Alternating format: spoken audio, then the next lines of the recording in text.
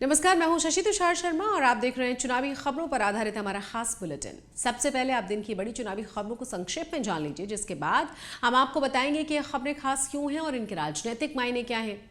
MP यानी कि मध्य प्रदेश और राजस्थान में कांग्रेस और बीजेपी एक ही बात को लेकर खौफ में है। क्या है वो खौफ? क्या है वो एक चीज पार्टियों को जिसने परेशान कर रखा है, इस पर हम बात करेंगे।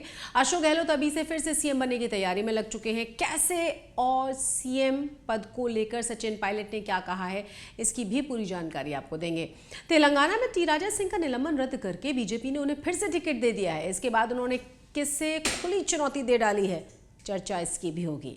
आम आदमी पार्टी एक और तो राज्यों में अकेले चुनाव लड़ने की बात कह ही रही है, तैयारियां भी कर रही है। वहीं दूसरी ओर इंडिया गठबंधन से बड़ी उम्मीदें भी लगाए बैठी है। इस विरोधाभासी रवैये की भी हम चर्चा करने जा रहे हैं इस खास पेशकश में। वहीं मध्य प्रदेश विधानसभा चुनावों में आम आदमी पार्टी की रणनीति क्या है और पार्टी किस तरह कांग्रेस और बीजेपी से अलग अपनी पहचान बनाने की कोशिश में जुट चुकी है, इस पर भी बात होगी। दिग्विजय सिंह ने चुनाव आयोग से क्या अपील की है, इस पर भी हम चर्चा करने जा रहे हैं। और अब इन तमाम खबरों को समझ लेते हैं विस्तार से। मध्य प्रदेश से लेकर राजस्थान तक कांग्रेस और बीजेपी अपने अपने असंतुष्टों से बड़ी परेशान हो गई है, क्योंकि दोनों ही पार्टियों ने अपने उम्मीदवारों की सूची जैसे ही जारी की है, बेटिकट नेताओं के समर्थक विरोध प्रदर्शन करने लगे हैं, विरोध पर उतर आए हैं। नेताओं के समर्थक कहीं शीर्षासन कर रहे हैं, कहीं पेट्रोल डालकर खुद को जलाने की धमकी दे रहे हैं। मध्य प्रदेश के जबलपुर में बीजेपी कार्यकर्ता प्रदेश प्रभारी भूपेंद्र यादव के सामने ही जूतम पैजार पर उतर आए थे।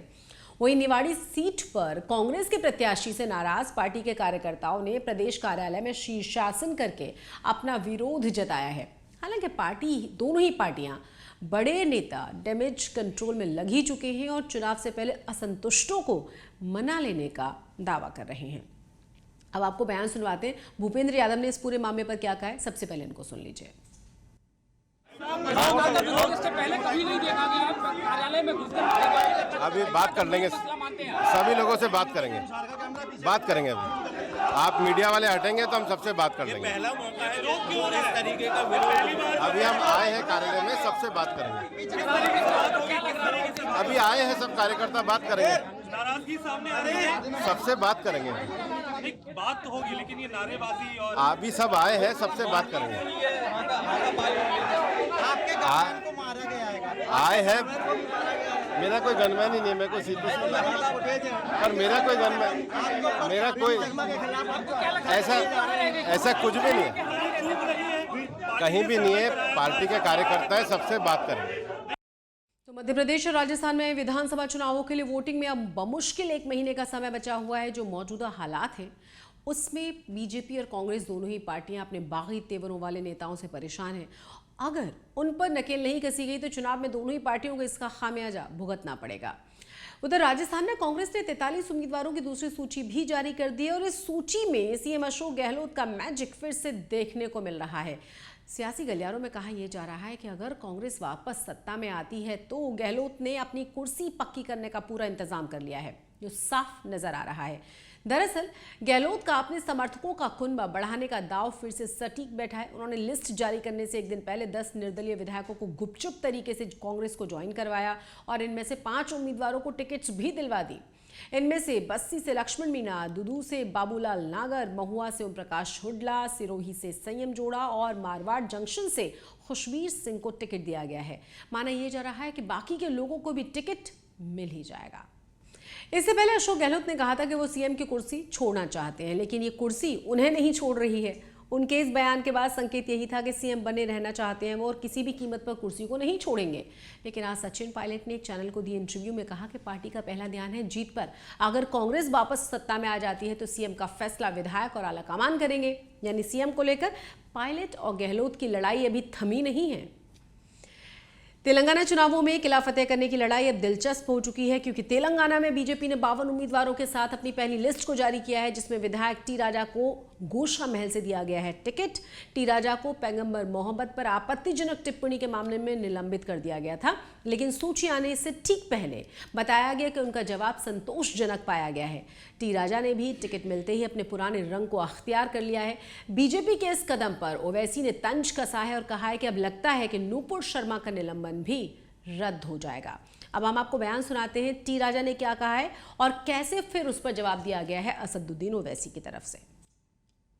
पिछले बार भी कहा था कि असदुद्दीन ओवैसी अगर तुम्हारे में दम है तो तुम यहाँ से चुनाव लड़ो, नहीं तो तुम्हारे छोटे भाई को भेज दो, यानी किसी छोटे मोटे कार्यकर्ता किसी कार्यकर्ता को भेज दो, लेकिन एमआईएम का कैंडिडेट मेरी विधानसभा से खड़ा करो, जमानत जब्त करवा दो। जैसे पिछले बार भी मैंने कहा था जमानत जब्त करवा दूंगा, आज भी मैं चैलेंज करता हूँ, या कांग्रेस का हो या एमआईएम का हो, अगर इनमें से जो भी कैंडिडेट खड़ा होगा उनकी तो जमानत जब्त होगी। लेकिन मैं असदुद्दीन ओवैसी से निवेदन करना चाहूंगा कि आप दूसरे राज्य में जाकर बहुत बड़ी बड़ी बातें करते हैं, आपको मैं चैलेंज करना चाहता हूं, अगर आप या आपका भाई मेरी विधानसभा से कैंडिडेट खड़े करते हो, अगर तुम जीत जाते हो, तुम्हारी पार्टी अगर एमआईएम जीत जाती है तो राजनीति संन्यास ले लूंगा। वो बहुत सी बातें कहते हैं, उनके पार्टी के लोग क्या कह रहे हैं वो आप भी जानते हैं मुझसे ज़्यादा। बोलते हैं वो बहुत सी बातें बोलते रहते हैं ना, बहुत सी बातें बोलते रहते हैं। पिछले बार भी बोले थे कि पूरे लोकसभा के चुनाव हम जीतेंगे, उन्हीं का बेटा हार गया, अभी भी बोलते हैं। दरअसल टी राजा सिंह तेलंगाना में बीजेपी के इकलौते विधायक हैं और वो वहां हैदराबाद से आते हैं जहां ओवैसी का दबदबा है। ऐसे में पार्टी उन्हें बैठाकर अपना नुकसान नहीं करना चाहती है। इसके अलावा निलंबन के बाद भी राजा सिंह ने पार्टी के प्रति अपनी निष्ठा को छोड़ा नहीं था। निलंबन के दौरान उन्होंने बीआरएस में जाने और चुनाव लड़ने से इनकार कर दिया था और इस वजह से भी पार्टी ने उन पर भरोसा जताया है। इसी बीच केसीआर की बेटी के कविता राहुल गांधी के एक बयान पर भड़क चुकी हैं। राहुल गांधी के 3 दिन के तेलंगाना दौरे के आखिरी दिन उन्होंने कहा था कि सोनिया गांधी की मदद के बिना तेलंगाना नहीं बन सकता था। इस बयान के जवाब में के कविता ने राहुल गांधी पर आरोप लगाया कि उनके परिवार ने तेलंगाना को बर्बाद करने में कोई कसर नहीं छोड़ी।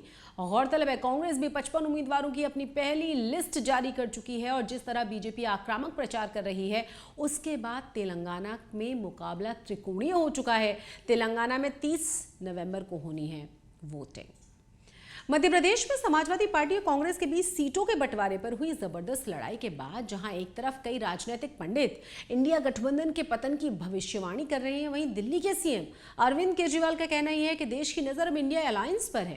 केजरीवाल ने दिल्ली में पार्टी के स्वयंसेवकों को संबोधित करते हुए कहा कि जब से इंडिया अलायंस बना है मुझे कई लोगों ने मैसेजेस भेजे हैं और अगर इंडिया गठबंधन बचा रहा तो 2024 में बीजेपी की सरकार बन ही नहीं पाएगी।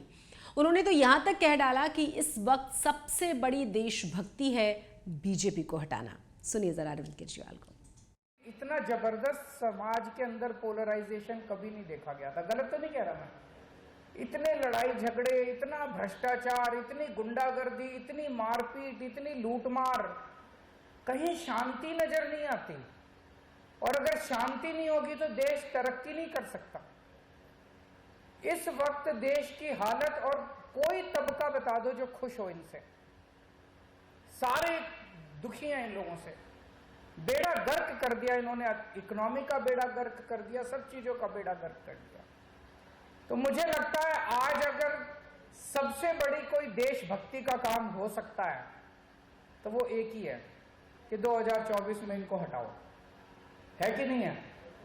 2024 में इनको हटाना सबसे बड़ी देशभक्ति का काम है। देश तभी तरक्की करेगा। इन्होंने जो निर्णय लिए कुछ समझ नहीं आता, ये क्यों निर्णय लेते हैं। तो अरविंद केजरीवाल जिस इंडिया गठबंधन की बात कर रहे हैं उसमें 26 दल शामिल हैं, लेकिन इन दलों के बीच क्षेत्रीय स्तर पर जबरदस्त मतभेद साफ नजर आ रहे हैं और सभी पार्टियां कई राज्यों में एक दूसरे के खिलाफ लड़ रही हैं। ऐसे में एक सवाल जरूर उठ रहा है कि क्या इंडिया गठबंधन के दल लोकसभा चुनावों के वक्त जनता को ये समझा पाएंगे कि उनका गठबंधन सिर्फ एक ही स्तर पर है? यानी इंडिया गठबंधन के दल भले ही राज्यों में एक दूसरे के अगेंस्ट हों, आरोप एक दूसरे पर लगाएं, लेकिन लोकसभा चुनावों में सब एक साथ आ जाएंगे क्योंकि उन्हें बीजेपी को हराना है। ऐसे में ये बात क्या लोगों को समझ आएगी, ये सबसे बड़ा सवाल है। इंडिया गठबंधन में शामिल दल क्षेत्रीय स्तर पर चुनाव पूरी गंभीरता के साथ लड़ रहे हैं। अरविंद केजरीवाल को ही ले लीजिए, भले ही इंडिया अलायंस की बात बार बार कर रहे हो, बीजेपी को हराने का जिक्र वो कर रहे हो, लेकिन वो क्षेत्रीय स्तर पर जहां संभव हो सक रहा है वहां कांग्रेस और समाजवादी पार्टी को चुनौती दे रहे हैं। आम आदमी पार्टी ने मध्य प्रदेश में सिंगरौली विधानसभा सीट से रानी अग्रवाल को दिया है अपना टिकट और रानी अग्रवाल सिंगरौली की मौजूदा मेयर हैं। हाल ही में उन्हें निकाय चुनावों में उन्होंने आम आदमी पार्टी के टिकट पर मेयर पद का चुनाव लड़ा था। रानी अग्रवाल आम आदमी पार्टी के मध्य प्रदेश में सबसे मजबूत नेताओं में से एक हैं। पिछले साल वो बीजेपी उम्मीदवार को हराकर मेयर बनी थी। अब आपको बयान सुना देते हैं रानी अग्रवाल का। केजरीवाल जी ने एक बार फिर से मुझ पर विश्वास जताकर जो आम आदमी पार्टी द्वारा विधानसभा की जो टिकट आज फार्म भरा है, और मैं उनका बहुत बहुत धन्यवाद देती हूँ। साथ में जनता जनार्दन सिंगरौली को भी बहुत बहुत धन्यवाद देती हूँ। उनका हमेशा चाहे 18 का चुनाव रहा हो, चाहे महापौर का, हमेशा उनका साथ रहा है और साथ रहेगा, क्योंकि जनता ही जनार्दन होती है। इसलिए आप सब मीडिया साथियों को, सभी सिंगरौली की जनता को से हाथ जोड़कर निवेदन है कि एक बार सबका सहयोग मिले, आशीर्वाद मिले। अभी प्रदेश अध्यक्ष भी हैं और कुछ और भी कार्यकर्ता थे जो टिकट की मांग कर रहे थे, तो अब क्या लग रहा है कि सामंजस्य बन पाएगा? लोकतंत्र है, सबका होना चाहिए जरूर, लेकिन हमारे सब कार्यकर्ता सभी साथी एक हैं और आम आदमी पार्टी द्वारा पूरे कार्यकर्ता पदाधिकारी एकजुट होकर सिंगरौली में इस बार मजबूती से और इस बार जनता जनार्दन का आशीर्वाद। प्रदेश में कुछ और सीटों का भी ऐलान हाल फिलहाल होने वाला है? हाँ, अभी कुछ सीटें हो चुकी हैं और एक लिस्ट और भी। कितना आश्वस्त है कि जीत के लिए? बिल्कुल पूरे आश्वस्त है। जनता ने हमेशा ही सहयोग दिया है और जनता ही जनार्दन होती है और उनका हमेशा आशीर्वाद रहता है। तो पिछले साल हुए स्थानीय निकाय चुनावों में मध्य प्रदेश में आम आदमी पार्टी ने किया था अच्छा प्रदर्शन और खास तौर से विंध्य क्षेत्र में पार्टी को अच्छी खासी कामयाबी भी मिली थी। आम आदमी पार्टी विधानसभा चुनावों में भी पूरा जोर लगा रही है। दिग्विजय सिंह ने चुनाव आयोग से अपील की है कि वीवीपैट स्लिप मतदाताओं को दी जाए। दिग्विजय सिंह ने सुप्रीम कोर्ट से भी इस विषय को लेकर गंभीरता से इसे लेने की गुजारिश की है। तो आपको बता दें कि दिग्विजय सिंह ने अपने आधिकारिक ट्विटर अकाउंट से ट्वीट करके कहा है कि माननीय चुनाव आयोग ECI स्वीप आपसे एक गुजारिश है, वीवीपैट स्लिप हमें हाथ में दे दी जाए, जिसे हम अलग से रखे मतपेटी में डाल दें। मतदाता मतगणना से पहले किसी भी 10 मतपेटी के वोट गिन लो और काउंटिंग यूनिट के नतीजों से मेल करा लो। यदि दोनों का ही नतीजा एक जैसा है तो काउंटिंग यूनिट के नतीजों के रिजल्ट डिक्लेयर कर दिया जाए। इसमें चुनाव आयोग को क्या दिक्कत है, ये भी सवाल उन्होंने पूछा है। माननीय सुप्रीम कोर्ट से यही प्रार्थना है कि इसे गंभीरता से लिया जाए, देश में लोकतंत्र को बचाया जाए। तो कुल मिलाकर चुनाव आयोग ईवीएम को लेकर कितना भी समझा ले, आश्वासन दे ले, राजनेता उस पर सवाल उठाने की संभावना खोज ही लेते हैं। अब चलते हैं कुछ और अन्य खबरों की तरफ। छत्तीसगढ़ विधानसभा चुनावों के लिए कांग्रेस ने अपनी सभी यानी कि 90 जो वहां विधानसभा की सीटें हैं उसके जो उम्मीदवार हैं वो घोषित कर दिए हैं। लिस्ट जारी होने के बाद कई इलाकों में विरोध भी तेज हुआ है। बलरामपुर जिले की सामरी विधानसभा सीट से कांग्रेस के विधायक चिंतामणि महाराज का टिकट कट चुका है। चिंतामणि महाराज ने अपनी पार्टी के खिलाफ अब बोलना शुरू किया है। इसी बीच बीजेपी के सीनियर नेता बृजमोहन अग्रवाल और चिंतामणि महाराज की मुलाकात सुर्खियों में है। माना यह जा रहा है कि बहुत ही जल्द बीजेपी में शामिल हो सकते हैं वो। चिंतामणि महाराज ने बीजेपी से अपनी राजनीति की शुरुआत की थी, बाद में वो कांग्रेस में शामिल हो गए थे। सूत्रों का कहना यह है कि बृजमोहन अग्रवाल ने उन्हें सरगुजा से बीजेपी का टिकट दिलाने का आश्वासन दिया है, लेकिन चिंतामणि महाराज अंबिकापुर से लड़ना चाहते हैं। उन्होंने साफ कह दिया है कि बीजेपी उन्हें अंबिकापुर से टिकट देगी तो वो कांग्रेस छोड़ देंगे। मध्य प्रदेश में दतिया जिले के सेवड़ा निर्वाचन क्षेत्र में एक व्यक्ति सिक्कों से भरे हुए 2 बैग लेकर रिटर्निंग अधिकारी के कार्यालय पहुंचा। सिक्कों से भरे हुए बैग देखकर चुनाव अधिकारी हैरान रह गए। सिक्कों को गिनने और व्यक्ति के नामांकन जारी करने में अधिकारियों को 2 घंटे का समय लग गया और 52 वर्षीय रामकुमार नाम है इनका, जिन्होंने कहा कि पहले सन 2018 में भी उन्होंने सेवड़ा विधानसभा क्षेत्र से निर्दलीय उम्मीदवार के रूप में चुनाव लड़ा था और लगभग 400 वोट्स भी उनको मिल गए थे। आपको ये भी बता दें कि अविवाहित हैं और जिले के इंदरगढ़ कस्बे में किराने और आयुर्वेदिक दवाओं की दुकान चलाते हैं। उन्होंने कहा कि मुझे अपनी किराने की दुकान पर सिक्के ही मिलते हैं। आमतौर पर यहाँ लोग सिक्के लेने से कतराते हैं, इसीलिए मैंने नामांकन दाखिल करने के लिए इन सिक्कों का इस्तेमाल किया है।